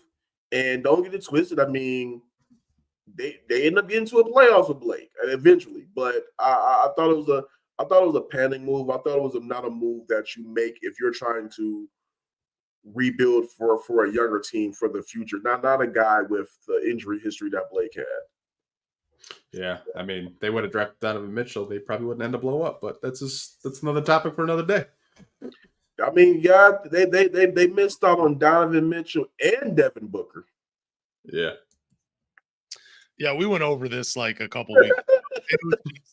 Even some of the second round picks, I'm like, man, son of a gun. We're looking at all the European players and we're like, this is terrible. All the guys they passed up for a European guy. It's crazy. And that was my fan day, so I can speak on that a little bit differently. I know I can speak on that one like, oh boy, that was rough. It was. I know we talked about the Booker shit probably ad nauseum when we worked together. Like people just didn't understand the magnitude of it, like how drafting Stanley Johnson over a guy like that like really set the franchise back. Especially when you needed spacing. Yeah. Like that was the number one of the top things they needed was spacing, and he was right there. And yeah, dude, I mean, I was one of those fans though. I watched that Kentucky team throughout the entire year because I think that was the team that went undefeated. Then they lost. They almost lost to Notre Dame, I think, in the Elite Eight, if I'm remembering correctly. But they ended up losing one time. But I remember thinking at the time, dude, if Devin Booker was the sixth man for Kentucky, what's he going to do in the NBA? I was so stupid back then, dude. It was, oh, man. I hate myself for thinking that way. You know what? Like, probably the worst take I ever had, I thought Henry Ellenson was the second coming to Kevin Love. And that is the one take I have that it's still on my Twitter to this day. Like, I thought Henry Ellenson was going to be that Kevin Love, but I also thought Lauri Markkanen was going to be that Kevin Love. But Lauri Markkanen kind of has proved me right now. Lauri got it. I would say this: Lauri being moved out of Chicago, Lauri leaving Chicago may have been the best thing for his career. Because last year he was a problem. He showed his whole you-know-what last year. Yeah, I mean, I don't know what it is. Maybe because Danny Ainge is there. And Danny Ainge has a thing for white players. It's just, it's a noted fact. Like, the only reason why we have Bojan is because we had Kelly Olynyk. Like, this is the fact. He wanted Kelly. He even said it in an article. He's like, I wanted Kelly back. But Danny Ainge loves his white players. Something about him. I don't know what it is. He probably can't wait for Cooper Flag. Yeah, Drew Timmy just might sign him. Who knows? Are there any other Q&A questions? We do. I don't know why I went there. Like I said, it's been a long week for me. I'm just thinking of Danny Ainge. I was like, man, he really likes white players. I don't know what it is. I feel like we've answered this ad nauseum, but this is probably the best question that I've seen in quite some time. And Red Baron again, man. Dude, he's on every week. Shout out to him. How concerned or disappointed will you guys be if the Pistons struggle out of the starting blocks? The schedule looks somewhat brutal to start this year. I've kind of already prepared. I think we talked about this when the schedule was released. I don't expect them to win a lot of games at the beginning of the season. I think I said maybe like 6 out of the first 20 or something like that, or maybe 8. I think it's going to be a brutal start for the Pistons, especially now with Monte Morris and Bojan out for the first game or first couple of games. Still trying to figure things out. Cade Cunningham still trying to get back into the rhythm of playing an NBA season. Jaden Ivey finding a new role. Isaiah Stewart still trying to find consistency in his three-point shot. Yeah, it's going to be brutal to start the season. I'm preparing for it. I think it's going to be a tough start, but at the end of the day, got to remember, this team went 17-65 last year. I'm going to keep saying that. There is nowhere to go but up. I think that having no, I would say this. I would say that missing Monte might have more of an immediate impact than missing Bojan, if I'm being quite honest, because I'm just curious to see what's going to happen at that backup point guard spot once Cade comes off the floor. Because I mean, yeah, they don't have Bogey to start, but I still think that you could still slide Joe Harris in there if you need to. You still got guys. I believe Ausar is going to go out there and play well. So I think that there's some things that they can go ahead to kind of mask Bogey's absence, but not having a Monte to spell Cade is going to be the real, like, okay, if he's out longer than 3 to 4 games, let's see what happens, because that's where things can get kind of spooky if those guys don't come up to play. I think, but again, I think it's going to be somewhere like, let's say over the first 10 games, there's somewhere like what, 4-6 or something like that. I don't think that would be that scary. I think given everything, that would be solid. I got 2-8. You look at their first 10 games that I did pull it up on my phone. So you have the Heat, which I think that's going to be a loss. Oh, yeah. Especially their home opener. The Hornets, that game to me is 50-50 because who knows if Miles Bridges is playing? I don't know. Like with all the legal stuff going on, like I don't even know how he's even with the team, but that's another topic for another day. Yeah, for another day. Yeah, because the Hornets, to me, they have LaMelo back. They have Brandon Miller. They extended PJ Washington, even though they didn't really want to extend PJ Washington. That's still a good team when LaMelo's healthy. The Bulls at home, I think the last time we played the Bulls at home, we lost in a close game, if I do remember correctly. And even though it is a home opener, I'm sure it'll be electric. It'll be crazy. But that's going to be a really strong test. Like Zach LaVine, Nikola Vucevic, Patrick Williams, all those guys. That's a high octane offense, and we just saw that. Like the Pistons, obviously they looked a little bit better in the preseason defensively, but Bulls could easily hang 130 on their head. Then you got OKC with a healthy SGA and a Chet Holmgren. Like you could start up the season 0-4 right off the bat. And you could. SGA is good, but I think if they are able to get everybody else, and well, you know what? Again, Chet is Chet, but we'll see what Chet comes to play if he's really that real deal. If he's really that real deal, then okay, Pill's not in for L. But I think that could be like, I don't want to say 50-50. I'll say 40-60. Yeah, like the only game I see is winnable is versus the Trailblazers at home. And the Trailblazers, to me, I mean, they don't really look like a rebuilding team.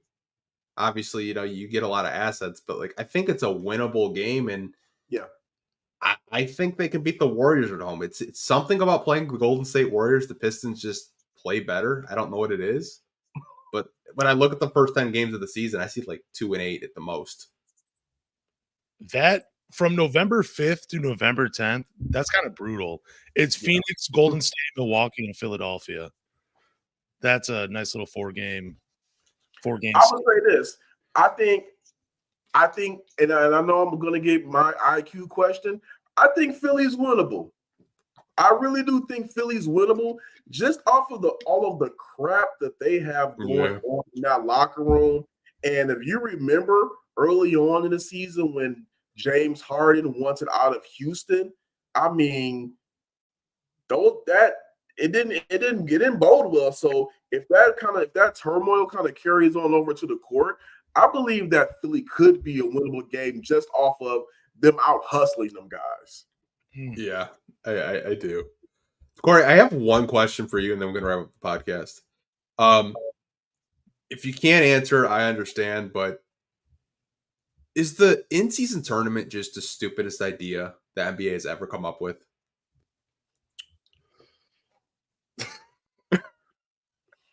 Like, if you can't answer it, that's fine. I just think it's I don't pointless to even me. say if I can't answer it or not, because it's not like it's I'm gonna get in trouble for it, but I don't see the purpose yet.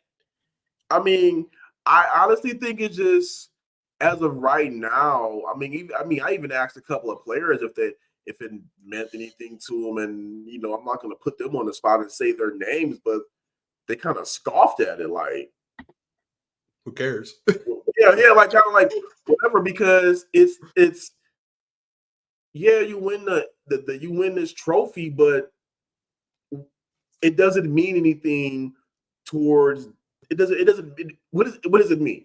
It has no real value. Like I don't see anybody taking stock in being the in-season tournament champions as opposed to getting in the playoffs and making a run. Yeah, I mean, like the Wizards could win it, and like no one would take it seriously. No shout out the Wizards. Like they Jordan Poole could just go crazy. Like you never know. Yeah, so I mean, I'm curious to see first off how it's going to go and see if they go ahead and just develop this into where it has some type of significance later on down the line, some real big significance. But I mean, as of right now, it's I mean, I'm curious to see how they make it matter for the players, because like for the fans, it's just another basketball game.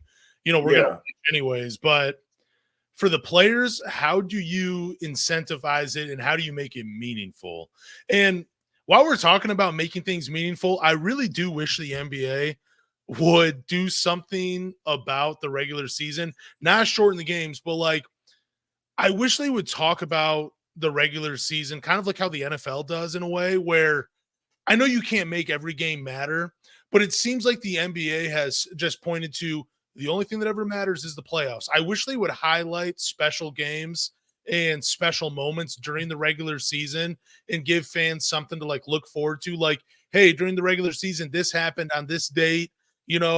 Maybe I wish they would highlight that a little bit more, and they just do it. Well, Amazon's actually in talks with the NBA about how they have Thursday night football. They want to have Thursday night basketball where there's like a game of the week, which I think is I wish the NBA would adopt more stuff that the NFL does personally. That's just my opinion. I also think it's on the networks as well, because remember back in the day, even if it was a good team and a scrub team playing, NBA or NBC was marketed like that Sunday mattered. Like it didn't matter who was playing. The way they marketed it, like, hey, these slated games you're watching today matter. Now it's just like, okay, and on Friday we have this game, and on Saturday we have this game, and on Sundays we have this game. It's no pomp and circumstance surrounding the marketing. Just like, hey, here's the games, but the real thing is when the playoffs come. Make those matchups matter. Like you said, a game of the week. Each network should kind of get the networks together, and when they do their slates, that's got to be that network's game of the week and make it a polarizing matchup. And then the rest of the games, get some of them to fall in line. But there's got to be at least with one network where one day a week they have a slate where those games matter and they're marketed like they matter. Yeah, I mean, in basketball, you can seriously highlight the individual matchups and be like, I remember I just saw something on Twitter where it's LeBron James versus Kevin Durant. I'm like, you could market it that way, because I remember in the NFL, they would talk about Peyton Manning versus Tom Brady. They never play each other in football. They're on the same side of the ball, where when Peyton Manning's out on the field, Tom Brady's sitting. When Tom Brady's out on the field, Peyton Manning's sitting. But somehow the NFL made it seem like it was Peyton Manning versus Tom Brady, and they just ran with it, and it freaking worked. And in the NBA, you really get to see these guys go at it in a one-on-one atmosphere, and they just don't market it the right way. It just blows my mind. And you got social media. Yep. Imagine what NBA or NBC would have done with social media during that time. The tools are at the disposal to correct this wrong and make it meaningful again. Yep. But again, also too, I think another thing that takes some of the shine off of it, and this might be going in a different direction, the load management. Yeah. Mm-hmm. What if you're marketing this big game and then LeBron James decides to sit out because of rest? You know, that kind of hurts. That kind of hurts the product in that aspect as well. So, I mean, they got to figure out something. You know what I think that hurts the product more than anything else? And it's not the basketball players. I think more casual fans watch NBA and TNT, not for the games, but for Charles Barkley and Shaq, just to argue with each other, because they are just so comical to the point where, like, there are games where Charles Barkley is watching hockey or he's watching golf, like he's not paying attention, and he can't even name half the players on the roster, and we laugh at it because it's hilarious, but like more people tune into that show because those two together are just comedic gold, but they don't really focus on the game. They focus more on like screwing with each other. I wonder, has anybody ever, I'm not asking because I haven't really went there until you just mentioned it. Has anybody ever compared the actual ratings to the NBA on TNT games compared to the actual inside the NBA broadcast? I'm not sure. You could probably look it up. Yeah. Yeah. I mean, I think too, man, what was I just about to say? The thing that kind of bothers me is that another thing that the NFL does so well is you would watch it's starting to kind of get away from it, I feel like. But when you would watch an NFL show, they would break everything down. They'd be like, when the quarterback flips his hips or when his eyes move this way, the safety pulls over, the linebacker bites, and this is why this guy's open. In the NBA, they don't give you that, and I wish they would. I wish they would break down, like in a show on ESPN, where they would break down how an offense is ran and why a defense is playing the way they're playing. I wish they would show that for the game instead of just hot takes. Like they tried to on NBA on TNT, like they rushed to the board, but like it's more of like, can I push Shaq into this Christmas tree? Like it's just like, like they'll try to break down like, oh, this is why he's doing that dribble handoff, but they're not serious about it because it's just a paycheck to them. They don't care. Yeah. It sucks. But we can wrap this podcast up. Again, if you want to follow Kory, I'm not gonna make him spell out his Twitter name. His link is in the bio. You can follow him there for not only Pistons content but Lions content this season. And he's extremely funny. I mean, I follow you on Facebook and I'm laughing at like some of the shit you post on Facebook. I'm like, man, he's funny as hell. I have a screw loose. Don't pay attention to me. I'm toning it down. But Lance, if you want to tell the people where they can find the podcast and where they can support it, go for it. Yeah, no problem. Thank you guys for listening to the Pistons Talk podcast. Do us a favor, go to Google, Apple, Spotify, or wherever you listen to podcasts and subscribe. After you subscribe, leave a review, drop a rating, but more importantly, tell a Pistons fan